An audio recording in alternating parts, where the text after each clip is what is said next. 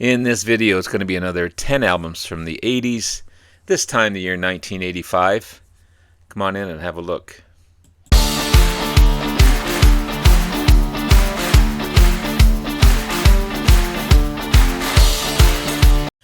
Good morning, everyone. It's Robert from On My Turntable. Hope you had a great morning this morning. It is Tuesday morning. It's also a coffee kind of morning. Cheers, everyone. Hope everyone's doing well. As I said in the intro, there's going to be another 10 albums from the 80s. We're halfway through, this time 1985. From this great box set, 10 albums from ZZ, from their debut album right up through to Recycler. Pretty decent stuff. You've got Afterburner, the 9th album by the band, 1985 release. Critics didn't really like this one too much. They felt it was too pop and synth rock compared to their previous boogie rock and blues rock albums, which I prefer myself. I don't go to this one much either. But even still, Afterburner became a commercial success. 5 times platinum. You got the big hit Sleeping Bag, #1 all over the place at the time. Stages, Rough Boy, Velcro Fly. You've got Can't Stop Rockin', which was used in the opening theme of the Teenage Mutant Ninja Turtles 3. I don't know how many Ninja Turtle movies they've made, but again, it's not an album that I go to. It's got some decent tracks, but it's 1985. This one here, I like it. I don't like some of the commercial stuff on here, but some of the deeper tracks is just amazing. This is Brothers in Arms, the 5th album by Dire Straits, 1985 release. The first album in history to sell over 1 million copies in CD format. I'm not sure if this was one of them or not, but I would like this one on vinyl one day. 9 times platinum in the States. One of the world's best-selling albums. 30 million copies sold worldwide. Some great tracks on here. I could never hear Money for Nothing again with Sting. If I never did, I'd be quite happy, because you hear it 1,000 times a day when I'm at work. But you get So Far Away, Walk of Life, Your Latest Trick, Why Worry, Right Across the River, The Man's Too Strong, One World, and I think one of the best tracks Mark Knopfler ever wrote, Brothers in Arms. It's so meaningful, so thoughtful. It just, pretty much about a man dying I take it in World War I. It could be any war really, but yeah, beautifully sung. The guitar is hauntingly sad. That's the only way to describe it, but overall a great album. Again, if I never heard Money for Nothing again, I'd be fine with that. They take it off the album to be a perfect album. Misplaced Childhood by Marillion. The 3rd album by the prog band Marillion. Do I have this one? I can't remember if I have this one on vinyl. I see it in vinyl all the time, but it's usually beat to heck. 1985 release.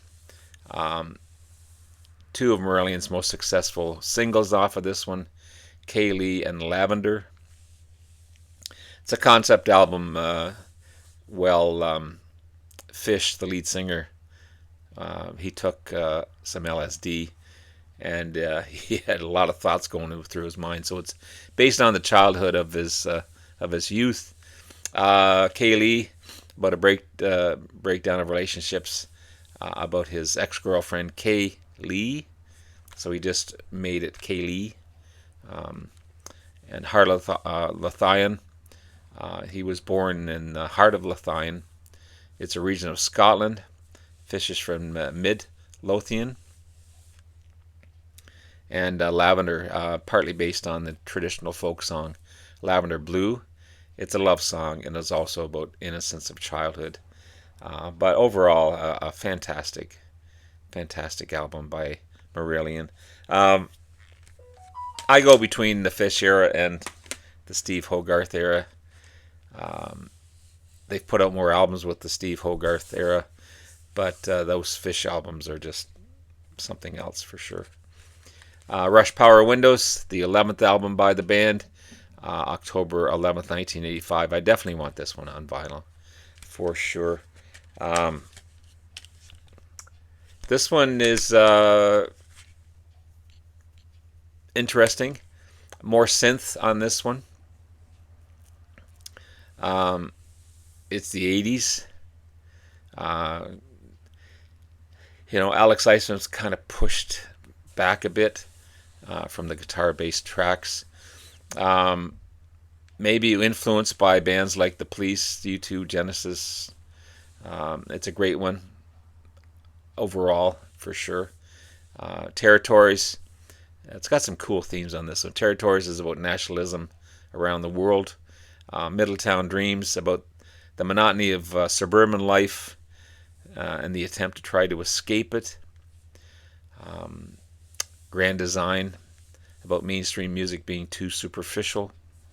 You get two big singles off of this one, The Big Money and Mystic Rhythms.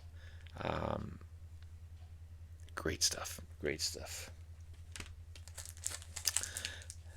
How about Southern Accents? Getting into some vinyl now. Tom Petty and the Heartbreakers. Don't Come Around Here No More. Make It Better, Forget About Me. It Ain't Nothing to Me. All co-written by Dave Stewart from the Eurythmics. Southern Accents. Johnny Cash covered that one for his Unchained album in 1996. Fantastic album. Tom Petty didn't like the first track, Rebels. He had a hard time during the production of Rebels. He actually punched the wall and broke his hand. And he had to have surgery. But it's a great, great album. Southern Accents, for sure. I love this album. Live After Death, Iron Maiden. There's some meat and potatoes for you here. 1985 release, recorded at Long Beach Arena in California, and Hammersmith Odeon, London, during the band's World Slavery Tour. I think, anyway, it's one of the best heavy metal albums, live albums ever. Everything you want to ask for in a live album. On an Iron Maiden album. Classic Maiden tracks, the band's on fire. It's a fun listen for sure. What do you got on here? You got it starts out with a speech by Churchill. Aces High, 2 Minutes to Midnight, The Trooper, Revelations, Flight of the Icarus, Rhyme of the Ancient Mariner, Power Slave, The Number of the Beast, Hallowed Be Thy Name, Iron Maiden, Run to the Hills, Running Free. Just amazing song after amazing song.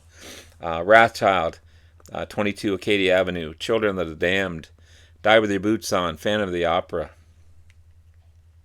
Fantastic stuff. To go from that to this one here, a very 80s sounding Mick Jagger, and then She's the Boss.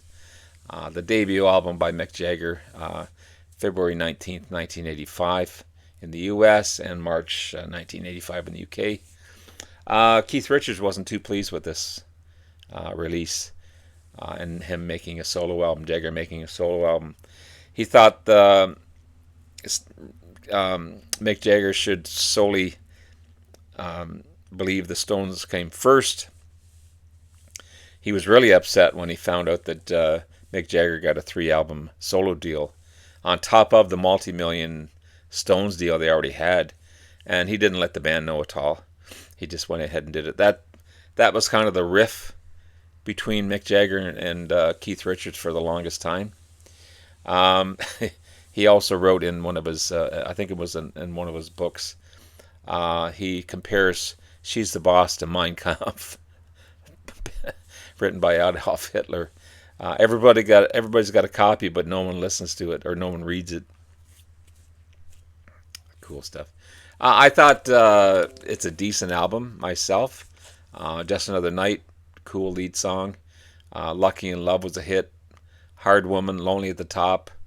That was recorded by the Stones in 1979 with different lyrics and wasn't as upbeat as Mick Jagger made it. So overall, a decent album. It's not one that I listen to a lot of, but I have it in my collection for sure. The beautiful Kate Bush and Hounds of Love, the fifth album by, again, the beautiful Kate Bush. She's just gorgeous in my opinion. September 16th, 1985. Considered to be one of Bush's best albums. I only have this one, so I can't compare to the others. But based on the fans and the music critics, this is one of her best. And it's usually in the list of some of the greatest albums of all time. You got Running Up That Hill, A Deal with God. It's beautiful, beautiful track. Hounds of Love, The Big Sky, Mother Stands for Comfort, Cloud Bustin', and then side 2, The Ninth Wave. You've got And Dream of Sheep, pardon me, Under Ice, Waking the Witch, Walking You Without Me, or Watching You Without Me, Jig of Life, Hello Earth, and The Morning Fog. And awesome stuff, awesome stuff. And to round off number 9 and number 10, because I was getting a little short on albums, but fortunately this band put out 2 albums in the same year. You've got Vulture Culture by the Alan Parsons Project, the 8th album by the band, March 1985. Huge success in Europe and Australia, but didn't do that well in the States for some reason. I don't know why. I love the cover. The cover's awesome. The music is typical Alan Parsons Project, progressive rock, symphonic rock, pop rock, new wave. Let's Talk About Me, Separate Lives, Days Are Numbered, The Traveler, Sooner or Later, Vulture Culture, Hawkeye, it's an instrumental, Somebody Out There, The Same Old Sun. Great stuff. And right after that, in the same year, the 9th album by the Alan Parsons Project, Stereotomy.